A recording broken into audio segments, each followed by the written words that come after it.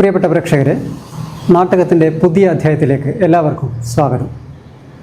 ആയുർവേദ ചികിത്സാ രംഗത്തെ ആധികാരിക നാമമാണ് മയ്യിലെ ഇടൂഴി വൈദ്യ കുടുംബത്തിൻ്റേത്.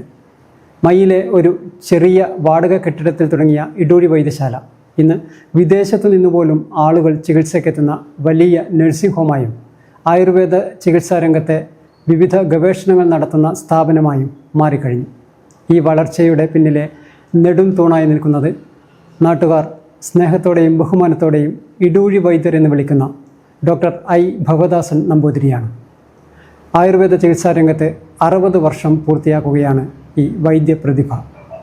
ഇതിനിടയിൽ നിരവധി അംഗീകാരങ്ങൾ അദ്ദേഹത്തെ തേടിയെത്തിയിട്ടുണ്ട്. ആയുർവേദ രംഗത്തെ ഭാരതത്തിലെ ഏറ്റവും വലിയ പുരസ്കാരമായ Dhanvantari award, national Ayurveda fellowship, national Ayurveda അക്കാദമിയുടെ ആയുർവേദ ഗുരു പദവി, കേരള സംസ്ഥാന സർക്കാരിൻ്റെ മികച്ച ആയുർവേദ ഡോക്ടർക്കുള്ള വാഗ്ഭട പുരസ്കാരം എന്നിങ്ങനെ കേന്ദ്ര സംസ്ഥാന സർക്കാരുകളുടെ പുരസ്കാരങ്ങളും ഇതോടൊപ്പം നിരവധി സംഘടനകളുടെയും സാംസ്കാരിക സ്ഥാപനങ്ങളുടെയും അംഗീകാരങ്ങളും ഈ വൈദ്യപ്രതിഭയെ തേടിയെത്തിയിട്ടുണ്ട്. ഐ ഭവദാസൻ നമ്പൂതിരിയുടെ ശതാഭിഷേകവും ആയുർവേദ ചികിത്സാ രംഗത്ത് ഇദ്ദേഹം 60 വർഷം പൂർത്തിയാക്കുന്നതിൻ്റെയും ആഘോഷം വിവിധ പരിപാടികളോടെ ജില്ലയുടെ വിവിധ ഭാഗങ്ങളിൽ നടന്നു വരികയാണ്.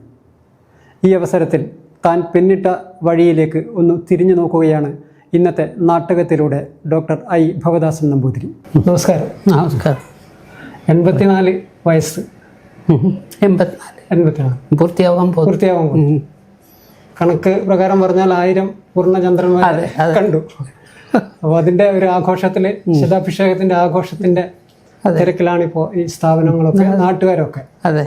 അതിൻ്റെ കൂടെ 60 വർഷത്തെ ഈ ചികിത്സാ രംഗത്ത് 60 വർഷത്തെ അനുഭവം, 52 വർഷത്തോളം ക്ലിനിക്കൽ രംഗത്ത് തന്നെ പ്രവർത്തിച്ചു. അതെ. അപ്പോൾ എല്ലാവരും വൈദ്യർ എന്നാണ് വിളിക്കുന്നത്. ഇടൂഴി വൈദ്യർ എന്നൊക്കെയാണ് നമ്മൾ എവിടെ പോയാലും കേൾക്കുന്നത്. അതെ. നമുക്ക് ആ വൈദ്യരുടെ പഴയ ഓർമ്മയിലുള്ള ഇടൂഴി ഇല്ലത്തിന്റെ ഈ വൈദ്യ പാരമ്പര്യത്തിന്റെ അവിടെ വെച്ച് തുടങ്ങാൻ തോന്നും. ഒരു കുട്ടിക്കാലത്തൊക്കെയുള്ള ആ വൈദ്യത്തിന്റെ ഒരു ഓർമ്മ എങ്ങനെയാണ്? ഇല്ലത്ത് ഞങ്ങളുടെ കുട്ടിക്കാലാവുമ്പോഴേക്ക് വൈദ്യശാലകളൊന്നും ഉണ്ടായിട്ടില്ല. ഇല്ലത്ത് വരും, രോഗികളെ നേരിട്ട് കാണും, അവർക്ക് വേണ്ടുന്ന ആവശ്യകതകൾ മനസ്സിലാക്കും, അതിന് വേണ്ടുന്ന പ്രിസ്ക്രിപ്ഷൻ എഴുതി കൊടുക്കും. അച്ഛൻ തന്നെ ചെയ്യും, അല്ലെങ്കിൽ മുത്തശ്ശൻ തന്നെ ചെയ്യും. ആ രീതിയിലായിരുന്നു. മരുന്ന് അവിടെ നിന്ന് തന്നെ കൊടുക്കും. മരുന്നും അവിടുന്ന് തന്നെ ഉണ്ടാക്കി കൊടുക്കുന്ന സമ്പ്രദായം ഉണ്ടായിരുന്നു. മരുന്ന് മാത്രമല്ല, വന്നു ചേരുന്ന രോഗികൾക്ക് മുഴുവൻ ഭക്ഷണം ഒരു കാലഘട്ടത്തിൽ കൊടുത്തിരുന്നു. ദൂരം വഴിക്കുന്നൊക്കെ പല വഴിക്കുന്നും 10-15 കിലോമീറ്റർ നടന്നിട്ട് ഇടൂഴിലെത്തി അന്നത്തെ മരുന്നുകളും. ഏത് വർഷമായിരിക്കും ഇത്? അത് ഏകദേശം 30 മുമ്പ്. ഒന്നും ചിന്തിക്കാനേ ഇല്ല. അന്ന് വൈദ്യര് പോയിരുന്നത് മഞ്ചക്കാരവിടെ 6 പേര് അവിടെ സ്ഥിരമായിട്ടുണ്ടാവും. ഇവിടുന്ന് പോകണം എന്ന് പറഞ്ഞു കഴിഞ്ഞാൽ മഞ്ചലിൽ അങ്ങോട്ട് കൊണ്ടുപോകും. അല്ലെങ്കിൽ വൈദ്യൻ എത്തിച്ചേരാൻ വിഷമിക്കും. അപ്പോൾ കല്യാട്, കൂടാളി, പിന്നെ അതുപോലെയുള്ള പല രാജവംശങ്ങളും, അന്ന് കരക്കാട്ടിടം, അതുപോലെയുള്ള പല രാജവംശങ്ങളിലേക്കും ഇവിടുന്ന് മഞ്ചലിൽ പോയിരുന്നു. അതിന് പുറമെ സാധാരണക്കാരന് വേണ്ടുന്ന ചികിത്സകൾ ഇടൂഴിയില്ലത്ത് കൃത്യമായിട്ട് നടക്കും. കല്യാട്ടിൽ നിന്നൊക്കെ നടന്നിട്ട് ആൾ വരും. അവർക്ക് ഉച്ചഭക്ഷണം, കാര്യം പോകാനുള്ള ചിലർക്ക് പൈസ ഉണ്ടാവില്ല, പുഴ കടക്കാൻ, അതുകൂടി ചില്ലറ പൈസ കൊടുക്കേണ്ടി വരും. അതും കൂടി കൊടുത്തുകൊണ്ട് അങ്ങനെയുള്ള ഒരു സേവനമായിരുന്നു അന്ന്. ആ കുട്ടിക്കാലത്ത് അത് കണ്ടാണ് വളർന്നു വന്നത്. അതെ. അപ്പൊ അന്ന് ഈ വൈദ്യ ഇത് മനസ്സിലുണ്ട്. അതല്ലാതെ വേറെ വഴി ഞങ്ങൾക്ക് ആലോചിക്കാനില്ല. ആ കാലത്ത് അങ്ങനെയായിരുന്നു. പഠനമൊക്കെ എവിടെയായിരുന്നു? സ്കൂൾ പഠനം ഞാൻ, എൻ്റെ തറവാട് വീടിയാണെങ്കിലും ഞാൻ ജനിച്ചത് തലശ്ശേരി എവിടെ? തലശ്ശേരി നാരങ്ങാപ്പുറം എന്ന് പറയുന്ന സ്ഥലം. അവിടെയായിരുന്നു എൻ്റെ ജന്മം ഉണ്ടായിരുന്നത്. അത് വാടക വീട്ടിലാണ്. ഇവിടുന്ന് അച്ഛൻ പ്രാക്ടീസിന് വേണ്ടി അങ്ങോട്ട് പോയതാ. കുട്ടികളുടെ വിദ്യാഭ്യാസവും പ്രാക്ടീസും ഇത് രണ്ടുമാണ് അച്ഛൻ്റെ ലക്ഷ്യം ഉണ്ടായിരുന്നത്. ഈ രണ്ടിനും വേണ്ടിയിട്ട് അങ്ങോട്ട് പോയിരുന്നു. അപ്പോൾ അങ്ങനെ അവിടെ എത്തിച്ചേർന്ന് അവിടെ വെച്ചാണ് പ്രസവം ഉണ്ടായത്. ആ പ്രസവം കഴിഞ്ഞപ്പോൾ അവിടുന്ന് മാറി ചെറക്കര എന്ന് പറഞ്ഞ സ്ഥലത്ത് തലശ്ശേരി. അതും വാടക വീടായിരുന്നു. അവിടത്തേക്ക് താമസം മാറ്റി. എത്ര പേരാണ് നിങ്ങൾ കുട്ടികൾ? ഞങ്ങൾ കുടുംബക്കാർ 8-9 ആളുണ്ട്. ആ എല്ലാവരും കൂടി. ആ അത് ശരി. എൻ്റെ മാത്രമല്ല, എൻ്റെ അച്ഛൻ, അമ്മ, ആ 3 കുട്ടികൾ. ആ എത്ര സഹോദരങ്ങള്? 5 പേര്. 5 പേരുണ്ട്. പിന്നെ അച്ഛൻ്റെ അനുജൻ്റെ മക്കള്. എല്ലാവരും കൂടിയാണ്. ആ, കൂട്ടുകുടുംബം. അങ്ങനെയായിരുന്നു ചെറുക്കര താമസിച്ചു. അവിടുന്ന് പഠനം? അവിടുന്ന് പഠനം. അവിടെ നേരെ മുമ്പിൽ കിട്ടമ്മാഷ് സ്കൂൾ എന്ന് പറയുന്ന ഒരു സ്കൂളുണ്ട്. നേരെ മുമ്പിൽ അവിടെ വെച്ചായിരുന്നു അപ്പം പൂഴിയിലെഴുത്ത്. ഓ അത് ശരി. ഒരു പ്രാഥമികമായ ഒരു എഴുത്തുണ്ട്, പൂഴിയിലെഴുത്ത്. ഉച്ചവരെ ഉണ്ടാവുള്ളൂ ആ പഠനം. അത് 6 മാസം. അത് കഴിഞ്ഞ് ഞാൻ മാടാവിൽ സ്കൂളിൽ, വലിയ മാടാവിൽ സ്കൂളിൽ, അവിടെയായിരുന്നു എൻ്റെ പ്രൈമറി വിദ്യാഭ്യാസം 5ാം ക്ലാസ് വരെ. ആദ്യം പൂഴി ക്ലാസ് ഈ സ്കൂളിൽ വെച്ചിട്ട്, ആ സ്കൂളിലൊരു പേരും കൂടി ഉണ്ട്, കിട്ടമ്മാഷ് സ്കൂളിൽ നിന്ന് മാത്രമല്ല, കിട്ടമ്മാഷായിരുന്നു എൻ്റെ ഹെഡ് മാസ്റ്റർ. അതുകൊണ്ടാണ് ആ സ്കൂളിൽ ആ പേര് പറഞ്ഞത്. ഞാൻ വേറൊരു പേരും കൂടി ഉണ്ട്. അത് നമ്മളെ KK-മാരോട് ചോദിച്ചാലേ അറിയാം. ചരിത്രകാരൻ. അതെ. പിന്നെ വലിയ മാടാവലി സ്കൂളിൽ അവിടെയാണ് പ്രൈമറി 5ാം ക്ലാസ് വരെ, 1 മുതൽ 5 വരെ. ഞാൻ 2ാം ക്ലാസ് പഠിക്കുമ്പോഴാണ് നമ്മുടെ സ്വാതന്ത്ര്യം കിട്ടിയത്. ഇന്ത്യ. അന്ന് 2ാം ക്ലാസ് പഠിക്കും. അന്ന് എല്ലാവരും ജാതിയായിട്ട് പോയി. അവിടെ എന്താ GMB ഹൈസ്കൂളിൽ അവിടെ ആ മിറ്റത്തായിരുന്നു അന്ന് യോഗം, ആഘോഷം ഉണ്ടായിരുന്നു. പ്രസംഗങ്ങളും പിന്നെ മുട്ടായി വിതരണം. അന്ന് കൊടി കുത്തിയിട്ട് ഇവിടെ ഇങ്ങനെ കൊടി കൊടുത്തിട്ട് ഞങ്ങൾ കുട്ടികൾക്ക് വലിയ ആവേശമല്ലേ ഇത്, കൊടി കുത്തിയിട്ടാണ് നടന്നു പോയിരുന്നത്. അത് പ്രൈമറി പഠനം കഴിഞ്ഞതിന് ശേഷം പിന്നെ 5 കഴിഞ്ഞതിന് ശേഷം പിന്നെ മയിൽ ഹയർ എലിമെൻ്ററി സ്കൂൾ. അപ്പോൾ താമസം ഇവിടത്തേക്ക് മാറ്റി. ഇല്ലത്തേക്ക് മാറ്റി. അവിടുന്ന് ദിവസം രാവിലെ നടന്നു വരും. രാവിലത്തെ ഭക്ഷണം കഴിച്ച് നടന്നു വരും. പിന്നെ വൈകുന്നേരം അവിടെ പോയാലേ ഭക്ഷണമുള്ളൂ. പിന്നെ ഉച്ചക്കുള്ള ഭക്ഷണമോ കഞ്ഞികളോ ഒന്നും ആ കാലഘട്ടത്തിലില്ല. പിന്നെ ഞാൻ വരുമ്പോൾ എടുക്കാറുമില്ല, ആ സമ്പ്രദായവും ഇല്ല. ഞാൻ മാത്രം എടുത്തിട്ട് കാര്യമില്ല. ബാക്കി 30 കുട്ടികളും പട്ടിണി കിടക്കുമ്പോൾ ഞാൻ മാത്രം കഴിച്ചിട്ടുള്ള കാര്യം. ഞാനും എൻ്റെ ഏട്ടനും ഉണ്ടായിരുന്നു. ഞങ്ങൾ 2 ഒരുമിച്ച് ഒരേ ക്ലാസ്സിലാണ്. അങ്ങനെ ഏട്ടൻ്റെ പേര് പുരുഷോത്തമൻ നമ്പൂരി. ഞങ്ങൾ 2 ഒരേ ക്ലാസ്സിലാണ്. അപ്പോൾ 6 മുതൽ 6 7 8 വരെ ESLC പാസ്സായി. ആ കാലത്ത് ESLC പാസ്സായി. അത് പാസ്സായി 9ലേക്ക് വന്നു. അതെവിടെ പഠിച്ചു? അത് ചെറുകുന്നില്. അന്ന് ഇവിടെ 9 ആയിട്ടില്ല. ചെറുകുന്നില്. ചെറുകുന്ന് ഹൈസ്കൂൾ. അതെങ്ങനെ ഇവിടുന്ന് പോകും?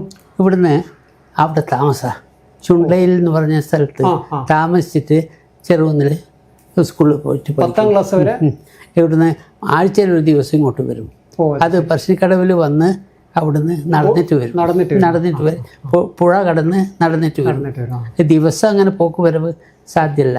അതുകൊണ്ട് അവിടെ 10ാം ക്ലാസ് വരെ അവിടെ പഠിച്ച ഒരു ബന്ധു വീടുണ്ട്. അവിടെ താമസിച്ച് 58 പാസ്സായി. 58 10ാം ക്ലാസ് കഴിഞ്ഞു. പിന്നെ 10ാം ക്ലാസ് അതിനുശേഷം പോകുന്നത് പിന്നെ 2 കൊല്ലം ഞാൻ വീട്ടിലിരുന്ന് സംസ്കൃതം പഠിച്ചു. സംസ്കൃതം പഠിച്ചു. നമ്മളെ കൃഷ്ണൻ മാഷ്, ഏന്തി കണ്ണോത്ത് കൃഷ്ണൻ മാഷ് എന്ന് പറഞ്ഞ ഒരു സംസ്കൃത പണ്ഡിതനുണ്ടായിരുന്നു. ഇവിടെ LP സ്കൂൾ അധ്യാപകനാണ്. പക്ഷേ സംസ്കൃതത്തിൽ അപാര പാണ്ഡിത്യമുള്ള ആളാണ്. അവർ വീട്ടിൽ വന്ന് പഠിപ്പിക്കും. രാവിലെ 7 മണി മുതൽക്ക് 8 മണി മുതൽക്ക് വൈകുന്നേരം 4 മണി വരെ കൃത്യമായിട്ട് 2 കൊല്ലം. ആ സമയത്ത് 2 വർഷം വീട്ടിലുള്ള സമയത്ത് ഈ ചികിത്സ ഇതിലൊക്കെ കണ്ടുപഠിച്ച് എൻ്റെ അച്ഛൻ ചെയ്യുന്നതും മറ്റുള്ളവർ ചെയ്യുന്നതും നമ്മുടെ ഔഷധ നിർമ്മാതാക്കൾ ചെയ്യുന്നതും ഇതെല്ലാം കണ്ടുപിടിക്കാനൊന്നും സാധിച്ചിട്ടുണ്ട്. അതൊരു വലിയ അവിടെ അഗ്രശാലയുണ്ട്, മരുന്നുശാല. അത് ഇന്നും ഉണ്ട്, ആ പഴയ മരുന്നുശാല ആ ഭാഗത്ത്. അപ്പോൾ ആ 2 വർഷം അവിടെ വീട്ടിൽ സംസ്കൃതം കഴിഞ്ഞു. 10ാം ക്ലാസ് കഴിഞ്ഞു, 2 വർഷം വീട്ടിൽ സംസ്കൃതം കഴിഞ്ഞു. എന്നിട്ട് 60 എനിക്ക് കോട്ടക്കൽ ആര്യവൈദ്യശാലയിൽ ഒരു അഡ്മിഷൻ കിട്ടി. അവിടെ ചേർന്നു. മെഡിസിൻ പഠനത്തിന് 1960 ആയുർവേദ പഠനത്തിന് കോട്ടക്കൽ ആയുർവേദശാല, ആയുർവേദ കോളേജ്, കോട്ടക്കൽ ആയുർവേദ കോളേജിൽ 1960 പഠനം കിട്ടി. അപ്പോൾ അവിടെ എത്ര വർഷം? അപ്പോൾ അവിടെ 4 വർഷം. 4 വർഷം. അന്ന് ഈ സാധാരണ ആ സമയത്തെ ഇല്ലം എന്നൊക്കെ പറയുന്നത് ആ ഒരു യാഥാസ്ഥിതിക കാഴ്ചപ്പാടിലൂടെ പോകുന്നതായിരുന്നു പലതും. പക്ഷെ ഇടൂഴി ഇല്ലം അങ്ങനെ അല്ല, കുറച്ച് മാറ്റമാണ്. സ്വാഭാവികമായിട്ടും ഈ പഠിക്കുന്ന സമയത്ത് മറ്റ് സാംസ്കാരിക പ്രവർത്തനം, സംഘടനാ പ്രവർത്തനം ഒക്കെ ഉണ്ടായിട്ടുണ്ടാവുമല്ലോ. അതുകൊണ്ട് ഉണ്ട്, വളരെ സജീവമായിരുന്നു. സജീവമായിരുന്നു. ആ ഒഴിവുള്ള സമയങ്ങളിൽ മുഴുവൻ പഠനം വിട്ടിട്ടുള്ള ഒന്നുമില്ല. ഒഴിവുള്ള സമയത്ത് അന്ന് പ്രമുഖമായിട്ടുണ്ടായിരുന്ന നമ്മുടെ നാട്ടിലെല്ലാം അവിടെയൊക്കെ ഉണ്ടായിരുന്നത് കേരള സ്റ്റുഡൻസ് യൂണിയൻ. അപ്പം ആ കാലത്ത് അതിലൊക്കെ പ്രവർത്തിച്ചിരുന്നു. കോളേജ് ചെയർമാനായിരുന്നു. College chairman. അതിന്റെ ഒരു ചെറിയ ഇതാണ് ഇപ്പോഴുള്ള ഈ സാംസ്കാരിക രംഗത്തെ ഇടപെടലൊക്കെ. കോളേജ് ചെയർമാനായിരുന്നു. കോളേജിന്റെ പല ആവശ്യകതകളും മാനേജ്മെന്റിനെ അറിയിക്കാനും അതിന് വേണ്ടുന്ന പരിഹാരം കാണാനും ഒക്കെ അന്ന് സാധിച്ചിട്ടുണ്ട്. ഇപ്പൊ അന്ന് ആ കോട്ടക്കലുമായിട്ടുള്ള ഒരു ബന്ധമാണോ ഇപ്പോഴ്? അന്നല്ല, അതിന് മുമ്പേ എൻ്റെ അച്ഛനും മുത്തശ്ശനും എല്ലാവരും വളരെയധികം ബന്ധമുണ്ടായിരുന്നു. PS വാര്യർ, അതെ, PS വാര്യർ ഉള്ള കാലം മുതൽക്കേ ഉള്ള ബന്ധമാണ്. അതെ, അങ്ങനെയാണ് എനിക്ക് അവിടെ സീറ്റ് കിട്ടിയതും. അവസാന ഘട്ടത്തിലാണ് അദ്ദേഹം സീറ്റ് തന്നതും. അതിന് ഉത്തരവാദി എൻ്റെ ഗുരുനാഥനാണ്, അദ്ദേഹം സ്വാമി നാരായൺജി മഹാരാജ്. അദ്ദേഹമാണ് അവിടെ സീറ്റ് അറേഞ്ച് ചെയ്ത് നീ അങ്ങോട്ട് പോകണം എന്ന്. ഞാനിവിടെ ഒരു ITI ചേരാൻ വേണ്ടി തീരുമാനിച്ചത്. അതെ, ഫിറ്ററായിട്ട് ചേരാൻ വേണ്ടി തീരുമാനിച്ചു. ആ ദിവസമാണ് ഈ റിപ്പോർട്ട് വന്നത്, അങ്ങനെയുള്ള ഓർഡർ വന്നത്. നീ നാളെ തന്നെ അവിടെ പോയിക്കൊള്ളണം. ചേർന്നു. ഇതും ഒരുതരം ഫിറ്റിംഗ് തന്നെ, ആളുകളുടെ ആരോഗ്യം ആളുകളെ നല്ല കണ്ടീഷനാക്കി മാറ്റുന്നത്. അപ്പൊ ഈ ഗുരുജി പറഞ്ഞ് അവിടെ പോയി, അത് അദ്ദേഹം പിന്നെ പറഞ്ഞത് അതേപടി അനുസരിച്ച് കംപ്ലീറ്റ് ചെയ്തു. അത് കംപ്ലീറ്റ് ചെയ്തതിന് ശേഷം പിന്നെ ഇതിലേക്ക് ഈ ചികിത്സയിലേക്ക് ഡയറക്റ്റ് വന്നു. അതെ, പിന്നെ കുറച്ചു കാലം ഞാൻ അവിടെ തിരൂര് ഒരു പ്രൈവറ്റ് ഹോസ്പിറ്റൽ, ഇത് ആയുർവേദ ഇതിൽ പ്രവർത്തിച്ചിരുന്നു ഒരു 6 മാസം. പിന്നീട് ഇങ്ങോട്ട് വന്ന് ഇവിടെ ഇത് പുനഃസ്ഥാപിച്ചു. അച്ഛൻ്റെ രോഗനിമിത്തം ഇതൊക്കെ ഒരു മന്ദഗതിയിലായിരുന്നു. അവിടെ ആ സമയത്ത് ഇല്ലത്തുനിന്ന് മയിൽ ടൗണിലേക്ക് വന്നിട്ടില്ല. ഞാൻ വന്നിട്ടാ വന്നു. അതുവരെ ഇല്ലത്തുള്ള ചികിത്സ തന്നെ ഉണ്ടായിരുന്നത്. അതിന് ശേഷം 65 പഠനമൊക്കെ കഴിഞ്ഞ് മയിൽ. അപ്പൊ ആ സമയത്താണ് മയിൽ ഒരൊറ്റ മുറി വാടക റൂമിൽ, അത് ഇന്നത്തെ വൈദ്യശാല നേരെ മുമ്പിൽ എതിർവശത്ത്. അവിടെ കുറച്ച് വർഷം അത് നടത്തിയതിന് ശേഷമാണ് ഇപ്പുറത്തോട്ട് വന്നത്. ഇല്ല, അവിടെ അധികം വർഷം നടത്തിയിട്ടില്ല. ഏകദേശം ഒരു 4-5 കൊല്ലത്തോളം ഉണ്ടായിരുന്നു. പിന്നെ ഇവിടെ ഇങ്ങോട്ട് വന്ന് 73-ലാണ് എൻ്റെ ഓർമ്മ ഈ സ്ഥാപനം ഉണ്ടാക്കിയത്. 73 മുതൽ അവിടെ ഇവിടെ നമ്മളെ ഇതില്. അതെ, ഇപ്പോൾ റോഡ് സൈഡിലുള്ള അതില്. അതെ, 73 മുതൽ അവിടെയുണ്ട്, ചികിത്സിക്കുന്നുണ്ട് അല്ലെ. അപ്പൊ ആ ഒരു ബന്ധം തോന്നുന്നു, എനിക്ക് തോന്നുന്നു ഈ ഒരു ഡോക്ടർ, ഒരു വൈദ്യർ എന്നതിലുപരി ഈ നാട്ടിലുള്ള മിക്കവാറും കുടുംബങ്ങളിലെ പഴയ തലമുറയിലെ ആളുകളെയൊക്കെ പേരെടുത്ത് വിളിക്കാൻ മാത്രം പരിചയമുള്ള അടുപ്പമുള്ള ഒരു ഇത് ആ 73 മുതൽ ഇങ്ങോട്ടുള്ളതാണ്. അത്ര ആളുകളല്ലേ ഉള്ളൂ. ഇപ്പോഴും അവരൊക്കെ നല്ല ഓർമ്മയും കാര്യങ്ങളൊക്കെയാണ്. എനിക്ക് തോന്നുന്നു അവരൊരു ചികിത്സിക്കുന്ന ഒരു വൈദ്യർ അല്ലെ ഒരു ഡോക്ടർ എന്ന രീതിയിൽ മാത്രമല്ല തോന്നുന്നു. അങ്ങനെ അവരുടെ കുടുംബത്തിന് പറയാൻ പറ്റുന്ന ഒരാള്, അവരുടെ കുടുംബസ്ഥിതി, അവരുടെ ആവശ്യതകള് ഇതെല്ലാം കേൾക്കുന്നു. അതിനെല്ലാം പരിഹാരം കാണാൻ ഞാൻ രോഗത്തിന് മാത്രമല്ല എന്നർത്ഥം. അത് മാത്രമല്ല അവര് വന്നു. അതുകൊണ്ടാണ് ചില ആളുകൾ വന്നാല് കുറെ സമയം സംസാരിക്കുന്നത്. അരമണിക്കൂറൊക്കെ ഒരു രോഗിക്ക് വേണ്ടി ഞാൻ ചെലവഴിക്കും. അവരുടെ വീട്ടുകാര്യങ്ങളും അതെ, പലതും ഉണ്ട്. അവരുടെ കുട്ടീൻ്റെ കാര്യം, അവർ കല്യാണം കഴിച്ച് കൊടുത്ത വീട്ടിലെ കാര്യം വരെ എന്നോട് സംസാരിക്കും. ഒരു തരം കൗൺസിലിംഗ് കൃത്യമായിട്ട് നടത്തിയിരുന്നു. അവരൊരു സമാധാനത്തോടെയാണ് പോകുന്നത്. അതെ. അപ്പൊ ഈ 73 ഇവിടെ തുടങ്ങി, ആ ഒരു പഴയ ബിൽഡിങ്ങിൽ തുടങ്ങി. പിന്നീടാണ് അത് ഈ ഇപ്പോഴത്തെ ഒരു ആയുർവേദ നഴ്സിംഗ്, ഒരു ആയുർവേദ വൈദ്യശാല എന്നായിരുന്നു 65. അത് റോഡിന്റെ സ്വന്തം ബിൽഡിങ്ങിലേക്ക് വന്നതിന് ശേഷം 73. അപ്പൊ അത് ഇടൂഴി ആയുർവേദ വൈദ്യശാല ആണെന്ന് അതിന്റെ പേര്. അതിനുശേഷം ഈ നഴ്സിംഗ് ഹോം ഒക്കെ തുടങ്ങി. അത് കുറച്ച് വർഷങ്ങൾ കൂടി കഴിഞ്ഞതിന് 4-5 കൊല്ലം കഴിഞ്ഞതിന് ശേഷം. അപ്പൊ ആ സമയത്ത് ഈ പിന്നെ മകൻ ഉണ്ണികൃഷ്ണൻ വന്നില്ല വരാൻ പോന്നേ ഉള്ളൂ പിന്നീട് ഒരു 5 കൊല്ലം കൂടി കഴിഞ്ഞപ്പോഴാണ് മൂപ്പര് രംഗത്ത് വന്നത്.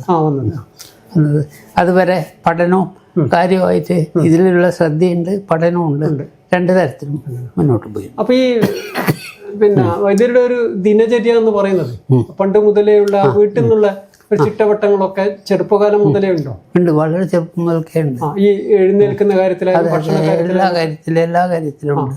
ഞാൻ 6ാം ക്ലാസ് പഠിക്കുന്ന മുതൽക്ക് ഏകദേശം ഒരു 3:30 മണി 4 മണിക്ക് എഴുന്നേൽക്കുന്ന സ്വഭാവമാണ്. 6ാം ക്ലാസ്സിൽ എഴുന്നേൽക്കും. എന്താ വെച്ചാൽ അന്ന് ഈ വൈദികമായിട്ടുള്ള പൂജാ കൃത്യങ്ങൾ അത് പഠിച്ച് അത് പ്രാവർത്തികമാക്കുന്ന ഒരു അച്ഛൻ്റെ കീഴിൽ ചെയ്യണം എന്നുള്ള ഒരു ആഗ്രഹം എനിക്കുണ്ട്. അച്ഛൻ ഈ ആളുകളുമായിട്ട് ഇടപഴകുന്നതിനൊക്കെ അങ്ങനെ എന്തെങ്കിലും നിയന്ത്രണമോ അങ്ങനെ എന്തെങ്കിലും അല്ലെങ്കിൽ എന്തെങ്കിലും ഒന്നുമില്ല. അല്ല, ഒരു വീട്ടിൽ വന്നാൽ എങ്ങനെ ഒരു അതിഥിനെ സ്വീകരിക്കണം എന്നുള്ളതിൻ്റെ ഒരു ശരിയായ മാർഗദർശനം അച്ഛൻ തന്നിട്ടുണ്ട്. ചെയ്യുന്ന രീതി പറഞ്ഞുതരോ മാത്രമല്ല കണ്ടും പഠിച്ചിട്ടുണ്ട്. വലിയ ആളായാലും ചെറിയ ആളായാലും ഇരിക്കാനുള്ള നമ്മുടെ ഇരിപ്പിടം അവിടെ ഉണ്ടായിരിക്കണം, അതിലിരുത്തണം. എന്നിട്ട് വിവരങ്ങൾ അന്വേഷിക്കണം, ആരെ കാണാനാവുന്ന എന്താ കാര്യം എന്നൊക്കെ അന്വേഷിക്കണം. ആ അന്വേഷിക്കുന്നതോടുകൂടി രോഗ ചികിത്സക്കാൻ വന്നതെന്ന് പറഞ്ഞാൽ അച്ഛനുമായിട്ട് ബന്ധപ്പെടുത്തണം. അപ്പൊ ആ ചെറുപ്പത്തിൽ കണ്ട അത് തന്നെയാണ് ഇപ്പോഴും ഇവിടെ വരുന്നവർ അനുഭവിക്കുന്നത്. അതേ രീതി. പിന്നെ അച്ഛൻ പറയും ഒരു ഗ്ലാസ് ചായയോ എന്താ വീട്ടിലുള്ള എന്താണെന്ന് വെച്ചാൽ അത് കൊടുക്കും. വീട്ടിൽ വന്നാൽ വന്നാൽ അതപ്പോൾ അവിടെ എത്തിച്ചു കൊടുക്കും. ഇത് തന്നെയാണോ ഇതൊരു 2 മക്കൾക്കും ഉമേഷ് ഡോക്ടർക്കും ഉണ്ണികൃഷ്ണൻ ഡോക്ടറും പറഞ്ഞു കൊടുത്തിട്ടുള്ളത്? അവരുടെ രീതി അത് തന്നെയാണ്. ഇത് കണ്ടുപഠിക്കുന്നതാണല്ലോ. അതെ അതെ, ഇവര് ചെറുപ്പത്തിൽ കണ്ടുപഠിച്ചത് പോലെ ഇവര് ചെറുപ്പത്തിലെ കണ്ടുപഠിക്കുന്നത് ഇതാണല്ലോ. അതെ, ആ രീതിയിൽ തന്നെയാണ്.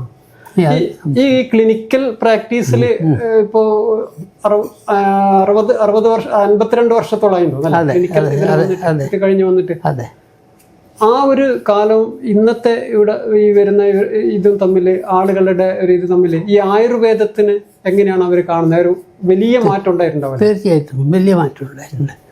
സ്വീകാര്യത പല രോഗങ്ങൾക്കും ആയുർവേദത്തിന് ഒരു കാലഘട്ടത്തിൽ അത് അതിന് പോകണം, അത് അലോപ്പതി പോയാലേ നേരെയാവുള്ളൂ എന്നുള്ളൊരു മനോഭാവം പഴയ കാലത്ത് ഉണ്ടായിട്ടുണ്ട്. അതവർക്ക് ഒരു അനുഭവം കൊണ്ടുണ്ടായതായിരിക്കും. ഇന്നിപ്പോൾ അത് മാറി. ഇന്നിപ്പോൾ ഏത് ചികിത്സയും ആയുർവേദത്തിലും കൂടി ആവാം എന്ന് എത്രയോ കാലം മുമ്പ് തന്നെ ശാസ്ത്രീയമായ ഒരു അടിത്തറ ആയുർവേദത്തിനുണ്ട് എന്ന് ആളുകൾക്ക് മനസ്സിലായി ബോധ്യപ്പെടുത്തി തുടങ്ങി. അതിനനുസരിച്ചുള്ള ചികിത്സാ രീതികളും അതും അതിനും കുറച്ച് പരിഷ്കരണങ്ങൾ പഴയ കാലത്തിനനുസരിച്ചുള്ള പരിഷ്കരണങ്ങൾ വന്നു. പല ആധുനിക ഉപകരണങ്ങളും ഈ രോഗനിർണയത്തിനും ഇതിനൊക്കെ ആയിട്ട് പല ആധുനിക ഉപകരണങ്ങളും ഇന്ന് രംഗത്ത് വന്നു. അങ്ങനെ ആ ആയുർവേദ ചികിത്സ വളരെയധികം ജനങ്ങളിലേക്ക് കുറച്ച് വിപുലീകരിച്ച് പോപ്പുലർ ആവാൻ അത് ആളുകൾ ആ ഒരു സ്വീകാര്യത ആളുകൾ അത് തീർച്ചയായിട്ടും ചികിത്സ കഴിയില്ല ഇനി അതിലേക്ക് പോവാൻ എന്നും പറഞ്ഞുകൊണ്ട് ഇങ്ങോട്ട് വരുന്നവരുണ്ട്. മറ്റ് ചികിത്സാ മേഖലയിലേക്ക് പോകാൻ കഴിയില്ല എന്ന് പറഞ്ഞുകൊണ്ട് ഇങ്ങോട്ട് വരുന്നവരുണ്ട്. അത് കുറച്ചുകൂടി ഈ ആയുർവേദത്തിന്റെ പ്രാധാന്യം ഇതുപോലെ ഇപ്പൊ ഈ ഇടൂഴി ആയുർവേദ നഴ്സിംഗ് ഹോമിന്റെ കാര്യം തന്നെ പറഞ്ഞാൽ ഒരു ചികിത്സ മാത്രമല്ലല്ലോ നടത്തുന്നത്, അത് അതിന്റെ ഒരു ഭാഗം. മറ്റ് രീതിയിലുള്ള ഇടപെടലുകൾ കൂടി സമൂഹത്തിൽ നടത്തുന്നു. അതിന്റെ ഭാഗമായിട്ട് കൂടി ഈ ആയുർവേദത്തിനെ കൂടുതൽ പ്രചരിപ്പിക്കുന്നത് അത് ഒരു ഘടകമാവുന്നില്ല അതിന്? അതെ, അത് ഞങ്ങൾ പ്രചരിപ്പിക്കലല്ല, ഞങ്ങളത് ചെയ്യലാണ്. ചാരിറ്റബിൾ ആയിട്ടുള്ള ആഴ്ചയിൽ ഒരു ദിവസം ഏത് തരത്തിലുള്ള രോഗി വന്നാലും ഫ്രീ ആയിട്ടുള്ള മെഡിസിൻ കൊടുത്തുകൊണ്ട് ആഴ്ചയിൽ ഒരു ദിവസം ട്രസ്റ്റ് ഉണ്ടല്ലോ, അതിൻ്റെ ട്രസ്റ്റ് ഉണ്ട്, ചെയർമാനാണ്. അപ്പോൾ അത് കൊടുക്കും. പിന്നെ കടുപ്പ് രോഗികളാണ് പോയി നോക്കിയിട്ട് ചികിത്സ ചെയ്യുന്ന ഏർപ്പാട് ഇപ്പം അടുത്ത കാലത്ത് ആരംഭിച്ചിട്ടുണ്ട്. വീടുകളിൽ നോക്കിയിട്ട് അവർക്ക് നടന്നു വരാനൊന്നും കഴിയില്ല. ആ മാതിരി രോഗികളെ ഒരു വാഹനവും ഏർപ്പാട് ചെയ്തതിൻ്റെ ഉള്ളിൽ അതിന് വേണ്ടുന്ന ആൾക്കാരും എല്ലാം ഡോക്ടർമാർ, അതിൻ്റെ കമ്പൗണ്ടർമാർ, അതിൻ്റെ പ്രവർത്തകർ എല്ലാവരും ഇരുന്നു കൊണ്ട് പോയി നോക്കി ചികിത്സ ചെയ്യുന്ന ഏർപ്പാട്. പണ്ട് ജീവിതമൊന്നും ശൈലിയൊന്നും ഒന്നിച്ച് ഉപയോഗിക്കുന്നത് വളരെ കുറവായിരുന്നു. ഇന്നിപ്പോൾ ഈ അടുത്ത കാലത്താണ് ജീവിതശൈലി രോഗം എന്നൊക്കെ പറയുന്നത്. അപ്പോൾ ഈ രോഗം ആളുകളുടെ ജീവിതശൈലി മാറിയതും ഈ രോഗം വരുന്നതൊക്കെ ഈ പഴയ ഒരു 10-55 കൊല്ലത്തെ വളരെയധികം ഉണ്ട്. പല ഭക്ഷണങ്ങളും നമ്മളെ ശരീരത്തിന് പിടിക്കുന്നതാണെങ്കിലും അല്ല പിടിക്കാത്തതാണെങ്കിലും നമ്മൾ സ്വാദ് കൊണ്ട് കുറേയധികം സാഹചര്യം കൊണ്ടും കഴിച്ചു പോകും കുറേ ഭക്ഷണങ്ങൾ. അത് നമ്മളെ രോഗത്തിനെ വളരെയധികം ബാധിക്കും. ഭക്ഷണശൈലി തന്നെ പ്രധാനം തന്നെയാണ്. ഭക്ഷണശൈലി, നമ്മുടെ ദിനചര്യകൾ, നമ്മളെ എല്ലാം വ്യായാമക്കുറവുകൾ, ഇതെല്ലാം ഇതിനെ ബാധിക്കുന്നുണ്ട്, വളരെയധികം ബാധിക്കുന്നു. ഇങ്ങനെയുള്ള ഇതുകൊണ്ടുണ്ടാകുന്ന അസുഖങ്ങൾ കൊണ്ടാണോ കൂടുതൽ ആളുകൾ വരുന്നുണ്ടാവുക? അല്ല, ഇപ്പൊ അതിനേക്കാളും നമ്മളെ പഴയ രോഗങ്ങൾക്കാണ് പ്രാധാന്യം കൊടുക്കുന്നത്. അവർ തികച്ചും ആ തരത്തിലുള്ള രോഗങ്ങൾക്കാണ് പ്രാധാന്യം കൊടുക്കുന്നത്. ഇതിനുണ്ട് ഇല്ല എന്ന് പറയുന്നില്ല. ഇതിനുള്ള ആധുനിക രീതിയിലുള്ള നമ്മളെ ഡോക്ടേഴ്സ് എല്ലാം അതുമായിട്ട് ചികിത്സിക്കുന്നു. ഇപ്പോഴത്തെ ഒരു ദിനചര്യ എങ്ങനെയാണ്? എത്ര മണിക്ക്? ഇപ്പോഴും 5 മണിക്ക് എഴുന്നേൽക്കും. അവിടുത്തെ ദിനചര്യയെല്ലാം കഴിഞ്ഞ് ഭക്ഷണം കഴിച്ചിട്ട് ഇങ്ങോട്ട് പോരും. ഇവിടെ എത്ര മണിക്ക് വരും ഹോസ്പിറ്റൽ? ഇവിടെ 9 മണി. വൈകുന്നേരം വരെ? അല്ല, 3:30, 4:30 വരെ ഇവിടെ ഉണ്ടാവും. അത് കഴിഞ്ഞ് വീട്ടിലേക്ക് പോകും. ഇപ്പം ഈ ചികിത്സയുടേത് അവിടെ നിന്നാൽ ഈ സാംസ്കാരികമായ ഇടപെടലുകൾ വളരെ കൂടുതൽ ഇപ്പോഴും കുറവ്. ഈ അടുത്ത കാലം വരെ ഉണ്ടായിരുന്നു. CRC വളരെ കാലം ഉണ്ടായിരുന്നു. അങ്ങനെയുള്ള യങ് ചാലഞ്ചേഴ്സ് ക്ലബിന്റെ ഫുട്ബോൾ ക്ലബിന്റെ പ്രവർത്തനവുമായി ഈ യുവാവായ സമയത്തൊക്കെ അത്തരം കാര്യങ്ങളിലൊക്കെ സജീവമായിട്ട് നാട്ടിലുള്ള ഇതിൽ തന്നെ ഇടപെട്ടിരുന്നു. ഒന്നാമത് അതിന്റെ വഴികാട്ടിയായിട്ട് KK കുഞ്ഞൻ നമ്പ്യാരായിരുന്നു എൻ്റെ മുന്നിലുണ്ടായിരുന്നു.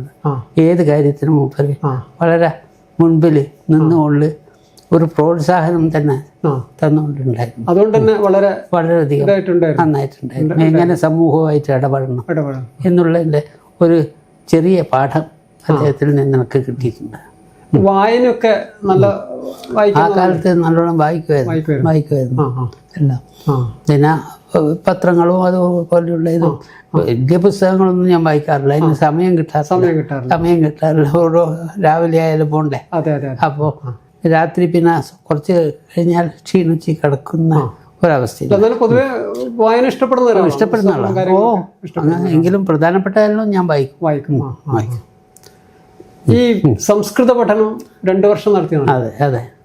പ്രത്യേകിച്ച് ആയുർവേദ പഠനത്തിന് അത് വലിയൊരു ഗുണമുള്ള ആ 2 വർഷത്തെ പഠനം വലിയ ഗുണം ചെയ്തിട്ടുണ്ട്. വലിയ ഗുണം എന്ന് മാത്രമല്ല, ആദ്യത്തെ കൊല്ലം തന്നെ ഞാൻ പരീക്ഷ എഴുതിയപ്പോൾ എനിക്ക് സംസ്കൃതത്തില് ഇന്ന് 5 ആയുർവേദ കോളേജാണ് അന്ന് ഉണ്ടായിരുന്നത്. അതിൽ വെച്ചിട്ട് ഫസ്റ്റ് എന്നുള്ള രീതിയിൽ എനിക്ക് സംസ്കൃത ഭാഷയിൽ എനിക്ക് നേട്ടം കിട്ടി. അതുകൊണ്ട് ബോംബെ കേരളീയ സമാജം എനിക്കൊരു ക്യാഷ് അവാർഡ് നേരിട്ട് എൻ്റെ കോളേജിലേക്ക് അയച്ചു തരുവായി. പ്രിൻസിപ്പാളിൻ്റെ പേരിൽ അയച്ചു തരുവായി. ഏത് വർഷമാണെന്ന് ആലോചിക്കണം. ആ കാലത്ത് 61 പരീക്ഷ. ആ കാലത്ത് വന്ന് അന്നത്തെ അവാർഡിനെ പറ്റി പറയുമ്പോൾ പിന്നീട് ഈ ചികിത്സാ രംഗത്ത് വന്നതിന് ശേഷം ഒരുപാട് അംഗീകാരങ്ങൾ കിട്ടിയിട്ടുണ്ട് കേരള സർക്കാരിന്റെ.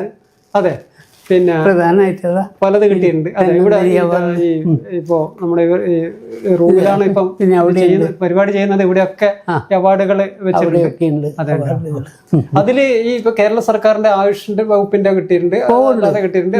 അതില് പിന്നെ ഏറ്റവും പ്രധാനപ്പെട്ട ഒന്നെന്ന് പറയുന്നത് ധന്വന്തരി ആയുർവേദ പുരസ്കാരം അല്ലെ? അതെ, ഇന്ത്യയിലെ ആയുർവേദ രംഗത്ത് ഇന്ത്യ ഗവൺമെന്റ് നൽകുന്ന പരമോന്നത ബഹുമതി ധന്വന്തരി പുരസ്കാരം 2018 അല്ലെ? അത് എവിടെ നിന്നാണ് വാങ്ങിയത്? ഡൽഹി അംബേദ്കർ. ആ ഒരു അനുഭവം പറയാനൊന്നുമില്ല. 500ഓളം ആൾക്കാരുണ്ടായിരുന്നു അവിടെ. പിന്നെ ഇതിൽ തന്നെ എന്നെ പോലെ തന്നെ വേറെ 2 പേരും കൂടി ഉണ്ടായിരുന്നു.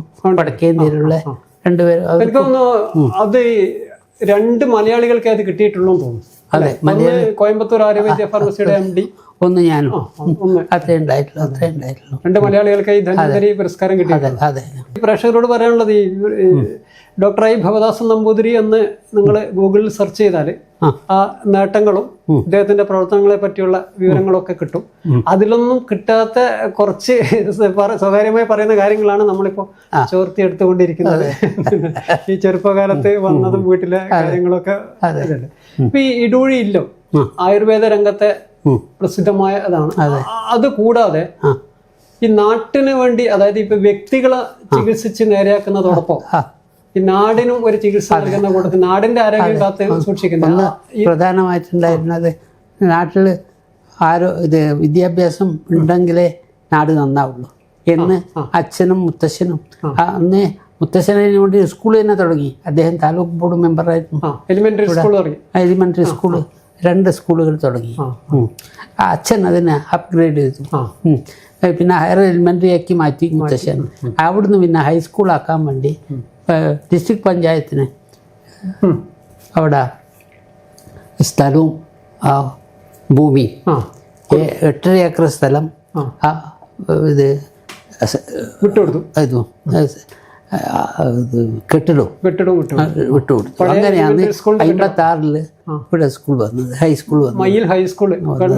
55 ഞാൻ ESLC പാസ്സായി.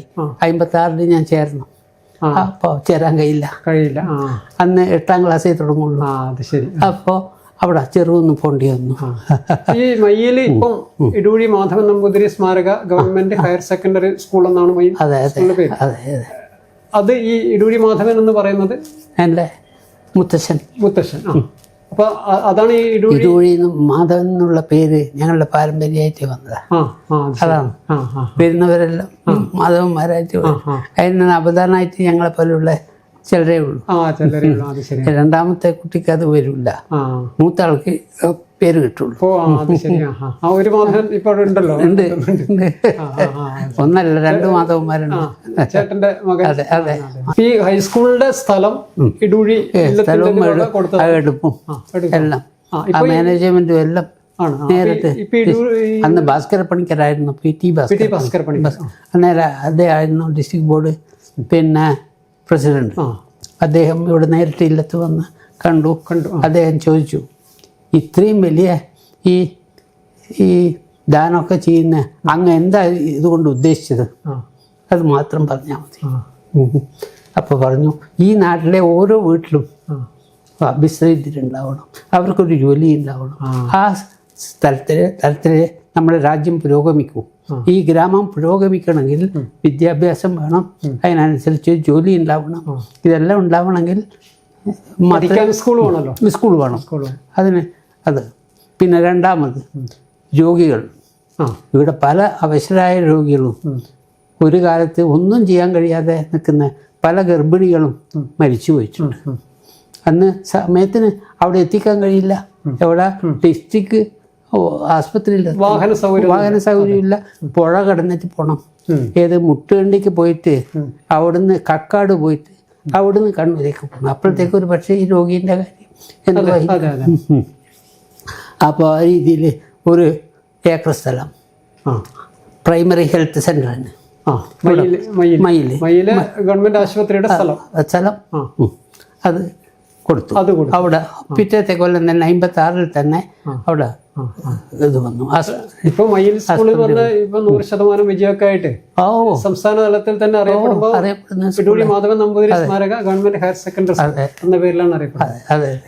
ചികിത്സ രംഗത്ത് മാത്രമല്ല, ഇപ്പൊ ഓരോ വീട്ടിലും വിദ്യാഭ്യാസം ലഭിക്കണമെന്നുള്ളതുകൊണ്ട് ഹൈസ്കൂളിന്റെ സ്ഥലം, പിന്നെ ആരോഗ്യം ഉണ്ടാവണമെന്നുള്ളതുകൊണ്ട് ചികിത്സ കിട്ടണമെന്നുള്ളതുകൊണ്ട് മയ്യിൽ ആശുപത്രിയുടെ സ്ഥലം, പിന്നെ സാംസ്കാരികമായും ഉയരണമെന്നുള്ളതുകൊണ്ട് മയ്യിലെ CRCയുടെ സ്ഥലം, ഇതൊക്കെ ഫ്രീ ആയിട്ട് വിട്ടുകൊടുത്ത ഒരു പാരമ്പര്യമാണ് ഇടൂഴി ഇല്ലത്തിനുള്ളത്. ഇപ്പൊ ഈ ഇത്രയും 84 വയസ്സായി പറഞ്ഞതുപോലെ ശതാഭിഷേകത്തിന്റെ ഇതൊക്കെ നടന്നുകൊണ്ടിരിക്കുകയാണ്.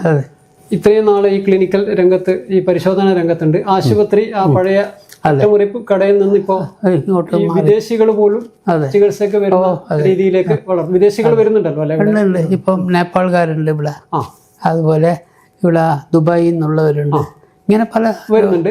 പിന്നെ അതുപോലെ ഈ പല സ്ഥലത്തും ഇത് തുടങ്ങിയിട്ടുണ്ട്. ഏഴിമല, അത് ഏഴിമല തുടങ്ങിയത് നമ്മളെ സൈനികർക്ക് വേണ്ടിയിട്ടാണ്. സൈനികർക്ക് വേണ്ടി ഇടൂഴി എല്ലാം ആദ്യമായിട്ട് സൈനികർക്ക് വേണ്ടി ആയുർവേദം രംഗത്ത് വന്നത് ഇടൂഴിയില്ല. പിന്നെ തിരുവനന്തപുരത്തുണ്ട്. പിന്നെ കണ്ണൂർ ടൗണില് സൈനികർക്ക് അത് ഏർപ്പാട്. അപ്പൊ ഇതിൽ ഇത്രയും വളർന്ന് ഈ ഇതിൽ എത്തിയല്ലോ. പിന്നെ അതിന് പുറമെ ബാംഗ്ലൂരുണ്ട്. അപ്പൊ ഇത്രയും വർഷത്തെ ഒരു ഇതില് ഇതിന്റെ വളർച്ചയൊക്കെ കണ്ടു, ഒരുപാട് തലമുറകളെ കണ്ടു, ഒരുപാട് രോഗങ്ങൾ കണ്ടു. എന്താണ് ഈ ഇപ്പോ മനസ്സിലുള്ള ഒരു ഇത്? തികച്ചും ആയുർവേദം കൊണ്ട് ഒരുമാതിരി ആയുർവേദ രംഗത്ത് പരിപൂർണ ആരോഗ്യവാന്മാരാക്കി മാറ്റാൻ സമൂഹത്തിന് സാധിക്കും എന്നുള്ളൊരു ബോധ്യം മനസ്സിൽ വന്നു. സംതൃപ്തനാണോ? ഓ, തീർച്ചയായിട്ടും. ഇതുവരെയുള്ള പ്രവർത്തനങ്ങളിലും ഈ കാണുന്നതിലും ഒക്കെ എല്ലാവർക്കും സംതൃപ്തം. ഇനി എന്താണ് മനസ്സിൽ ഇപ്പൊ ഗവേഷണവും കാര്യങ്ങളൊക്കെ നടത്തുന്നുണ്ട്. അപ്പൊ ഇനി എന്താണ് മനസ്സിലുള്ളത്? ഇത് കുറച്ച് വിപുലീകരിക്കണം. ഇത് ഈ രംഗത്ത് ഞാൻ മാത്രമല്ല, എല്ലാവരും കുറച്ചും കൂടി ഈ ആയുർവേദ രംഗത്ത് പ്രവർത്തിക്കുന്നവര് ഇവിടെ കണ്ണൂർ ജില്ലയിൽ തന്നെ ഇപ്പൊ കല്യാട് വലിയൊരു ആയുർവേദ ഗവേഷണ കേന്ദ്രം ഉണ്ടാക്കാൻ പോകുന്നുണ്ട്. അതിപ്പോ മിക്കവാറും ഒക്ടോബറിൽ പൂർത്തിയാവുന്ന പറയുന്നത്. അപ്പോൾ അതിലുണ്ടാവുന്ന മാറ്റങ്ങൾ അതെല്ലാം നമ്മുടെ രാജ്യത്തിന് പുരോഗതിക്കും ആരോഗ്യത്തിനും ഏറ്റവും ഉതകുന്ന സ്ഥലത്തിലാവണം എന്നുള്ള തരത്തിലാണ് ആഗ്രഹം. അപ്പോൾ എത്ര കാലം ഇങ്ങനെ ആരോഗ്യത്തോടു ഇരിക്കാൻ കഴിയെങ്കിൽ അത്രയും കാലം ഈ രംഗത്ത് പ്രവർത്തിക്കണം. അത് ഒരാഗ്രഹം തന്നെയാണ്. നാട്ടുകാരുടെയും നാടിന്റെയും ഒക്കെ ആരോഗ്യം വളരെ കാര്യമായി സംരക്ഷിക്കുന്ന ഒരു പാരമ്പര്യത്തിന്റെ കണ്ണി ആയതുകൊണ്ട് അത് ഇനിയും സാധിക്കട്ടെ എന്ന് ആശംസിക്കുന്നു. നമുക്കിത് ഈ അഭിമുഖം അവസാനിപ്പിക്കുന്നതിന് മുൻപേ ഈ പ്രേക്ഷകര് ലോകത്ത് എവിടെയിരുന്നും കാണാൻ പറ്റുന്നതാണ് മയിൽ ഹൈവിഷന്റെ യൂട്യൂബ് ചാനൽ. അപ്പൊ അവരോട് എന്താണ് പറയാനുള്ളത്? തികച്ചും അവനവൻ്റെ ആരോഗ്യം സംരക്ഷിക്കാൻ ഓരോരാളും വ്യക്തിപരമായിട്ട് ബന്ധപ്പെടണം, ശ്രമിക്കണം. അതിനുള്ള ഭക്ഷണക്രമങ്ങൾ അതെല്ലാം അതിനനുസരിച്ച് ചെയ്തുകൊണ്ട് സാമൂഹ്യമായ വ്യായാമങ്ങളും ഉണ്ടാക്കിക്കൊണ്ട് ശരീരത്തിൻ്റെ ആരോഗ്യം എന്നെന്നും നിലനിർത്താൻ ഓരോരുത്തർ ചെറിയ കുട്ടി മുതൽക്ക് വലിയവർ വരെ ശ്രദ്ധിക്കണം എന്ന് മാത്രം ഒരു വാക്ക്. ഇത് ഡോക്ടറായി ഉമേഷ് നമ്പൂതിരി, ഇടൂഴി ആയുർവേദ നഴ്സിംഗ് ഹോമിൻ്റെ ഡെപ്യൂട്ടി ചീഫ് ഫിസിഷ്യനാണ്. ഡോക്ടറായി ഭവദാസ് നമ്പൂതിരിയുടെ 2 മക്കളിൽ ഇളയാൾ ഉമേഷിൻ്റെ ചേട്ടനാണ് ഉണ്ണികൃഷ്ണൻ നമ്പൂതിരി അല്ലേ? അപ്പോൾ നമ്മൾ അച്ഛനോട് കുറേ സംസാരിച്ചു. അപ്പോൾ അച്ഛൻ ചെറുപ്പത്തിൽ ഇല്ലത്തുനിന്ന് കണ്ടു വളർന്ന കുറേ കാര്യങ്ങളുണ്ട്.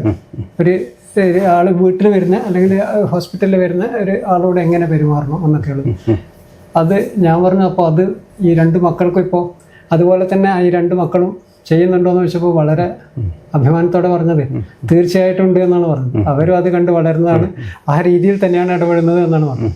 കുറേ കാര്യങ്ങൾ പറഞ്ഞു, ദിനചര്യകളും കാര്യങ്ങളും ഒക്കെ. അപ്പോൾ ഇപ്പോഴും വളരെ ഊർജ്ജസ്വലമായിട്ട് ഈ ഹോസ്പിറ്റലിൻ്റെ കാര്യങ്ങൾ അച്ഛൻ നോക്കുന്നുണ്ടല്ലേ? തീർച്ചയായിട്ടും. ഏത് ഒരു ദിവസം പോലും മുടക്കം വരാത്ത രീതിയിൽ ഈ 84-ാം വയസ്സിലും ഒരു ദിവസം പോലും അച്ഛൻ പൂർണ്ണമായിട്ട് അവധി എടുക്കാറില്ല. എല്ലാ ദിവസവും ആഴ്ചയിൽ 7 ദിവസവും 365 ദിവസവും രോഗികൾക്ക് വേണ്ടി അദ്ദേഹത്തിൻ്റെ സമയം അദ്ദേഹം മാറ്റിവെക്കുകയാണ്. പിന്നെ അതുപോലെ തന്നെ അതില്ലാത്ത സമയത്ത് അച്ഛൻ കൂടുതൽ അച്ഛനത് ബുദ്ധിമുട്ടാവുന്ന രീതിയിൽ തന്നെ കണ്ടിട്ടുണ്ട്. കാരണം അപ്പോൾ ഒരു ജീവിത രീതി തന്നെ ഈ വൈദ്യമേഖലയായിട്ടും ഇതായിട്ടും മാറിയിരിക്കും. ആളുകളായിട്ട് ബന്ധപ്പെടുന്നുകൊണ്ട് ഇനി അഥവാ ബന്ധപ്പെടാൻ പറ്റാത്ത പലതും ചോദിച്ചുകൊണ്ട് ഓരോരാളെ പറ്റിയും കാണാത്തവരെ പറ്റിയും ഒക്കെ ചോദിച്ചുകൊണ്ട് മനസ്സിലാക്കാൻ ചോദിച്ചു. ഈ നാട്ടിലുള്ള ഒരു തലമുറയിൽപ്പെട്ട ഒട്ടുമുക്ക ആളുകളുടെയും കുടുംബത്തിലുള്ള എല്ലാവരുടെയും പേര് വരെ അതെ അത് ഇന്നും ഹൃദിസ്ഥാണ്, ഇന്നും ഹൃദിസ്ഥാണ്. നമ്മൾ പലതും ആരെങ്കിലും പറ്റി ചോദിക്കണമെങ്കിൽ നേരെ അച്ഛനോട് പോയി ചോദിക്കും. അപ്പോൾ ഈ 84 വയസ്സ് 60 വർഷത്തോളം ഇതിലുള്ള ഈ ആയുർവേദ ചികിത്സയിലുള്ള ഇത് നിങ്ങളെ 2പേരെയും മക്കൾ 2പേരെയും എങ്ങനെയാണ് അച്ഛൻ തിരുത്താറുണ്ടോ? തിരുത്തൽ വരാറുണ്ടോ? അല്ല എന്തെങ്കിലും ഉപദേശങ്ങൾ തരാറുണ്ടോ? ഒരു മകനെന്ന രീതിയിൽ പറയുമ്പോൾ വളരെ നന്നേ ചെറുപ്പത്തിൽ തന്നെ ജീവിതത്തിൻ്റെ എല്ലാ പാഠങ്ങളും പകർന്നു നൽകാൻ അച്ഛൻ എപ്പോഴും തയ്യാറായിരുന്നു. വളരെ ചെറുപ്പത്തിൽ തന്നെ എങ്ങനെ ഓരോന്ന് കൈകാര്യം ചെയ്യണം, ഓരോന്ന് വാങ്ങിക്കൊണ്ടുവരാൻ ഒക്കെ ചുമതലകൾ ഏൽപ്പിച്ചുകൊണ്ട് ഓരോന്ന് കൈകാര്യം ചെയ്യാൻ വേണ്ടി അത് ഇതിൽ പഠനത്തിന് വേണ്ടി മാത്രമല്ല, മറ്റ് ഇതിലും ആൾക്കാരോട് ഇതാവുന്നത് അടക്കമുള്ള നമ്മളെങ്ങനെ മറ്റുള്ളവരോട് പെരുമാറണം, ഇത്തരം സാമൂഹികമായിട്ടുള്ള ഇടപെടലിൻ്റെ ഒരു കൃത്യമായ ഗൈഡ് ലൈൻസ് നമുക്ക് അച്ഛൻ്റെ ജീവിതത്തിലൂടെ കാണാൻ പറ്റി. അത് മാത്രമല്ല, അതിൽ അച്ഛൻ വളരെ ശ്രദ്ധാലുവായിരുന്നു എന്നുള്ളതാണ്. അത് ഈ ഒരു പലരും ചെയ്യുന്നത് പോലെ ഒരു പേടിപ്പിച്ചിട്ടുള്ള രീതിയിലാണ്? തീർച്ചയായിട്ടും അല്ല. ഇതൊക്കെയാണെങ്കിൽ അച്ഛൻ ഇതായിട്ടുള്ള ഇതാണെങ്കിലും നമുക്ക് വളരെ ഇതായിട്ട് ഏത് തലമുറയോടും വളരെ എളുപ്പത്തിൽ ഇടപെട്ട് സംസാരിക്കാൻ അച്ഛൻ ഇന്നും പറ്റുന്നുണ്ട്. ഇന്നും വിദ്യാർത്ഥികളായിട്ടുള്ളവർ ഇവിടെ വരുന്ന സമയത്ത് അവരുമായിട്ട് വളരെ ജൂനിയേഴ്സ് ആയിട്ടുള്ള വിദ്യാർത്ഥികൾ വരുന്ന സമയത്ത് പോലും ശതാഭിഷേകത്തിൻ്റെ ആഘോഷങ്ങൾ തുടങ്ങി. ജൂലൈ 31 മുതൽ ഓഗസ്റ്റ് 3 വരെ തുടർച്ചയായിട്ടുള്ള പരിപാടികൾ, അതിന് മുന്നേയുള്ള അനുബന്ധ പരിപാടികൾ മെഡിക്കൽ ക്യാമ്പുകളായിട്ട് നടക്കുന്നുണ്ട്. ഇവിടെ മയ്യിൽ വ്യാപാരി വ്യവസായി ഏകോപന സമിതിയായി ചേർന്നുകൊണ്ട് 25 മയ്യിൽ വ്യാപാര ഭവനിൽ വെച്ചൊരു മെഡിക്കൽ ക്യാമ്പ്,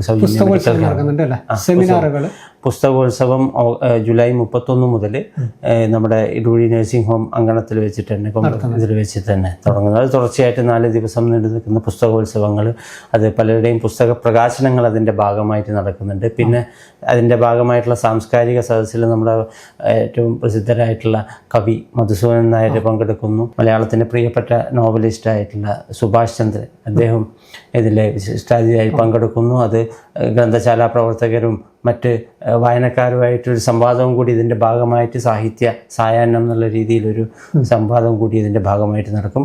പിന്നെ അടുത്ത ദിവസം 1 വെള്ളിയാഴ്ച നടക്കുന്ന കവിയരങ്ങ് നമ്മുടെ കവി മാധവൻ പുറച്ചേരി അത് ഉദ്ഘാടനം ചെയ്യും. അതുപോലെ നമ്മുടെ ജില്ലയിലെ വിവിധ ഭാഗങ്ങളിൽ നിന്നുള്ള കവികൾ ഇതിൽ കവിതാലാപനം നടത്തുന്നുണ്ട്. അതുപോലെ അക്ഷരശ്ലോക സദസ്സ് കെ.വി. കുഞ്ഞിരാമൻ മാസ്റ്റർ സ്മാരക ട്രസ്റ്റുമായിട്ട് ചേർന്ന് അക്ഷരശ്ലോക സദസ്സ് ഇതിൻ്റെ ഭാഗമായി നടക്കും.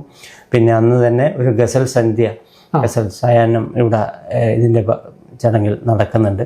2 തീയതി ശനിയാഴ്ച ഇവിടെ ഒരു മാധ്യമ ക്യൂസ്, അത് പൊതുജനങ്ങൾക്കും വിദ്യാർത്ഥികൾക്കും ഒക്കെ പങ്കെടുക്കാവുന്ന മാധ്യമ ക്യൂസ്, സമകാലിക ഇതിനെക്കുറിച്ച് എല്ലാ വിഷയങ്ങളും ചർച്ച ചെയ്യാവുന്ന തരത്തിൽ അതൊരു അക്കാഡമിക് ഇതുപോലെ ആ ഒരു മാധ്യമ ക്യൂസ് നടത്താനാണ്. കേവലം ഒരു ക്യൂസ് ഇതെന്നുള്ള രീതിയിലല്ല, എല്ലാവരുടെയും ഗൗരവത്തിൽ അതിനെ കാണുന്ന രീതി പുതുതലമുറയെ കൂടുതൽ അതിൽ പ്രതീക്ഷിക്കുന്നുണ്ട്.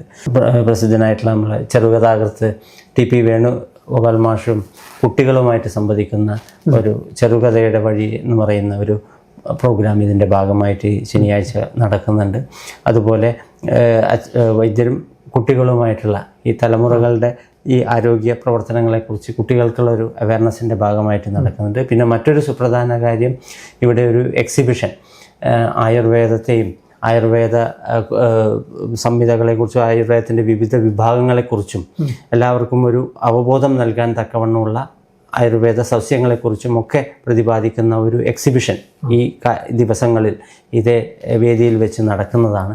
അതിൻ്റെ കൂടെ അച്ഛൻ്റെ തന്നെ വലിയ കളക്ഷനായിട്ടുള്ള സ്റ്റാമ്പ്, നാണയം, ഇതിൻ്റെയൊക്കെ കളക്ഷൻ കൂടി ഇതിൻ്റെ പ്രദർശനത്തിൽ ഇതായിട്ടുണ്ടാവും. പിന്നെ 3 തീയതി ആണ് അതിൻ്റെ ഒരു ആദര സമ്മേളനമായിട്ട് നടക്കുന്നത്. മയ്യിൽ സാറ്റ്കോസ് ഓഡിറ്റോറിയത്തിൽ വെച്ച് ആദര സമ്മേളനം നടക്കും. പല ജനപ്രതിനിധികൾ, മന്ത്രിമാർ ഒക്കെ, സാഹിത്യ സാംസ്കാരിക രംഗത്തെ പ്രമുഖരൊക്കെ ഇതിൽ പങ്കെടുക്കുന്നുണ്ട്. നമ്മുടെ T Padmanabhan sir, Kaithapram Damodaran Namboothiri sir, Padmashri Mattannur Sankarankutty Marar sir, അതുപോലെ ഉള്ള സാംസ്കാരിക രംഗത്തെ സാഹിത്യ രംഗത്തെ പ്രമുഖർ, അതുപോലെ പി.കെ. ശ്രീമതി ടീച്ചർ, നമ്മുടെ ജനപ്രതിനിധികൾ പി.സി. ചാക്കോ, പിന്നെ മന്ത്രിമാരായിട്ടുള്ള എ.കെ. ശശീന്ദ്രൻ, കടന്നപ്പള്ളി രാമേന്ദ്രൻ, പി.സി. ചാക്കോ, അച്ഛൻ്റെ സഹപ്രവർത്തകരായിട്ടുള്ള ഇവരൊക്കെ അതിൻ്റെ ഭാഗമായിട്ട് പങ്കെടുക്കുമെന്നവർ ഉറപ്പ് ചെയ്തിട്ടുണ്ട്. ഇനിയും മറ്റു പലരും കൂടി അതിൻ്റെ ഭാഗമായിട്ട് സൗകര്യങ്ങൾ ഇതാക്കുകയാണെങ്കിൽ അവരും കൂടി അതിൻ്റെ ഇടൂഴി ഇല്ലം ഈ സ്ഥാപനമൊക്കെ പണ്ടേ തുടർന്ന് വരുന്ന രീതിയിലുള്ള വളരെ വിപുലമായ അതിൻ്റെ കൂടെ ഇവിടുത്തെ കേരളത്തിലെ ആയുർവേദ ഗുരുക്കന്മാരെ ആദരിക്കുന്ന ഒരു ചൊല്ലൻ, ഒരു ഗുരുവന്ദനം എന്ന് പറയുന്ന പരിപാടി. അപ്പോൾ കേരളത്തിലെ പരിണിതപ്രജ്ഞരായിട്ടുള്ള ആയുർവേദ ഡോക്ടർമാരൊക്കെ അന്ന് ഈ അവസരത്തിൽ ഈ മയ്യിൽ എത്തുന്നുണ്ട്. അവരെല്ലാം വരാമെന്ന് സമ്മതിച്ചിട്ടുണ്ട്. കോട്ടക്കൽ, കോയമ്പത്തൂർ ഇതുപോലുള്ള സ്ഥാപനങ്ങൾ, നാഗാർജുന അല്ലെങ്കിൽ മറ്റ് സ്ഥാപനങ്ങളെയൊക്കെ പ്രതിനിധീകരിച്ചു കൊണ്ടുള്ള അതിൻ്റെ ഉന്നതമായിട്ടുള്ള ഇവർ തന്നെ അധികാരികൾ തന്നെ ഇവിടെ എത്തുന്നുണ്ട്. അവർ ഈ ആദരവ് ഏറ്റുവാങ്ങാനും ഇതരെ ഈ ഒരു അവസരത്തിൽ ആദരിക്കാനും എന്നുള്ള രീതിയിൽ അവർ ഇവിടെ എത്തുന്നുണ്ട്. അതിൻ്റെ കൂടെ ഇവിടെ ഒരു ആയുർവേദ സെമിനാർ ആയുർവേദത്തിൻ്റെ ജനകീയതയും ശാസ്ത്രീയതയും എന്ന വിഷയത്തെ ഉൾക്കൊണ്ടുകൊണ്ട് ആയുർവേദ സെമിനാർ ഇതിൻ്റെ ഭാഗമായിട്ട് നടക്കും. കേരള ഹെൽത്ത് യൂണിവേഴ്സിറ്റിയുടെ രജിസ്ട്രാർ ഡോക്ടർ എസ് ഗോപകുമാർ അതിൽ മുഖ്യ പ്രഭാഷണം നടത്തും. അതുകൂടാതെ മറ്റ് ആയുർവേദ ഇതിലെ അഷ്ടവൈദ്യൻ അരത്യോ നാരായണൻ നമ്പി, ഡോക്ടർ കെ മുരളീധരൻ കോട്ടക്കൽ ആയുർവേദശാല ഡെപ്യൂട്ടി ചീഫ് ഫിസിഷ്യനായിട്ടുള്ള മുരളീധരൻ സാറ്, ധാത്രി ആയുർവേദയുടെ ഡോക്ടർ സജികുമാർ, MVR ആയുർവേദ കോളേജിൽ പ്രൊഫസർ കുഞ്ഞിരാമൻ സാർ, ഇവരൊക്കെ അതിൽ പങ്കെടുക്കുന്നുണ്ട്. ഇവിടെ കോട്ടക്കൽ ആയുർവേദശാല മാനേജിംഗ് ട്രസ്റ്റിയായിട്ടുള്ള ഡോക്ടർ PM വാര്യർ അതിൻ്റെ ഒരു പ്രധാന വിശിഷ്ടാതിഥിയായിട്ട് ഈ ചടങ്ങിൽ പങ്കെടുക്കുന്നുണ്ട്. അവരൊക്കെ ഈ സമയത്ത് നമ്മുടെ നാട്ടിൽ മുഴുവൻ സമയം ആ ഒരു ദിവസം ഇത് ചെയ്യാൻ എത്തിച്ചേരുന്നു എന്നുള്ളതാണ്. അപ്പോൾ കേരളത്തിലെ ഒരു ആയുർവേദത്തിൻ്റെ ഒരു പരിച്ഛേദം അന്ന് ഇവരൊക്കെ വൈദ്യർക്ക് എത്രമാത്രം ഇവരുടെയൊക്കെ മനസ്സിലെ സ്ഥാനമുണ്ട് എന്നുള്ളതാണ് നമ്മളിതിൽ നിന്ന് മനസ്സിലാക്കേണ്ടത്. ഇത്തരമൊരു ഇത് ആസൂത്രണം ചെയ്യാൻ വിപുലമായിട്ടുള്ള ഒരു സംഘാടക സമിതിയാണ് നാട്ടുകാരുടെ നേതൃത്വത്തിൽ ഇവിടെ മയ്യിലിൽ രൂപീകരിച്ചിട്ടുള്ളത്. കാരണം ആ ഒരു ഇത് തന്നെയാണ് ഇത്തരമൊരു പരിപാടി ഏകോപിപ്പിക്കാൻ നമുക്കും ആക്കിയത് അതിൻ്റെ ഒരു ഭാഗമായിട്ടാണ്. ഇതിൽ ചെയർമാനായിട്ട് ഈ സംഘാടക സമിതിയുടെ ചെയർമാനായിട്ട് കണ്ണൂർ യൂണിവേഴ്സിറ്റി മുൻ registrar doctor KH Subrahmanyan sir, general കൺവീനറായിട്ട് നമ്മളെ ലൈബ്രറി കൗൺസിൽ സെക്രട്ടറി ആയിട്ടുള്ള PK വിജയേട്ടൻ, മറ്റ് എല്ലാ വ്യക്തികളും ഇതിൽ വലിയൊരു രീതിയിലുള്ള പങ്കാളിത്തം, ഈ ജനപങ്കാളിത്തം ഈ ഒരു മേഖലയിലെ ഓരോ പ്രവർത്തനങ്ങളിലും ഇതിൻ്റെ അനുബന്ധ പരിപാടിയായി നടക്കുന്ന ഒരു റൺ ഫോർ ഹെൽത്ത് എന്ന് പറയുന്ന ഒരു ലഹരി വിരുദ്ധ ക്യാമ്പയിൻ്റെ ഭാഗമായിട്ട് ഈ പരിപാടിയുടെ ഒരു സന്ദേശം ഉൾക്കൊണ്ടുകൊണ്ട് റൺ ഫോർ ഹെൽത്ത് എന്ന് പറഞ്ഞ ഒരു റോഡ് ഷോ ഇതിൻ്റെ ഭാഗമായിട്ട് നടക്കുന്നുണ്ട്. അതുപോലെ സ്പോർട്സ് ആക്ടിവിറ്റി, ക്രിക്കറ്റ് മത്സരം അടക്കമുള്ള ഇതൊക്കെ ഇവിടുത്തെ യുവാക്കളും ഒക്കെ അതിന് ഭാഗമായി ഈ സംഘാടക സമിതിയിൽ ചേർന്ന് ഭാഗമായി നിന്നതിൻ്റെ ഭാഗമായിട്ടാണ് അത്തരം ഇത് ആസൂത്രണം ചെയ്യാൻ പറ്റിയത്. അതുകൊണ്ട് തന്നെ ഈ നടക്കുന്ന ഈ ഇത്തരം വിപുലമായ പരിപാടികൾ നിങ്ങൾ ഓരോരുത്തരും അതിൻ്റെ പങ്കു ചേർന്നുകൊണ്ട് ഈ ഒരു ഈ വൈദ്യരുടെ ഈ ഒരു ശതാഭിഷേക ആദര സമ്മേളനം ഒരു വിജയപ്രദമാക്കണമെന്ന് എല്ലാവരോടും അഭ്യർത്ഥിക്കുകയാണ്. എല്ലാവരെയും സ്നേഹപൂർവ്വം ഈ ഓരോ പരിപാടികൾ ആസ്വദിക്കുന്നതിന് വേണ്ടിയും ഈ വേദിയിലേക്ക് ക്ഷണിക്കുകയാണ്. ഇടൂഴി എന്നത് മയ്യിലിനെ സംബന്ധിച്ചിടത്തോളം വെറും ഒരു ആയുർവേദ ചികിത്സാ കേന്ദ്രം മാത്രമല്ല, അതൊരു സംസ്കാരമാണ്. മയ്യിലെ ഓരോരുത്തരുടെയും വികാരമാണ് ഇടൂഴി എന്ന പേര്. ഇതിൻ്റെ നെടും തൂണായി നിന്ന മയ്യിലിൻ്റെ പ്രിയപ്പെട്ട ഇടൂഴി വൈദ്യർ ഡോക്ടർ I ഭവദാസൻ നമ്പൂതിരിയുടെ ശതാഭിഷേക ആഘോഷവും 60 വർഷത്തെ ഈ ആയുർവേദ രംഗത്തെ പ്രവർത്തനത്തിൻ്റെ ആദരവും നടക്കുകയാണ്. അദ്ദേഹത്തിന് മയ്യിൽ ഹൈവിഷൻ്റെ എല്ലാവിധ ആശംസകളും. ഇന്നത്തെ നാടകം സമാപിക്കുകയാണ്. പുതിയ പരിപാടികളുമായി വീണ്ടും കാണാം.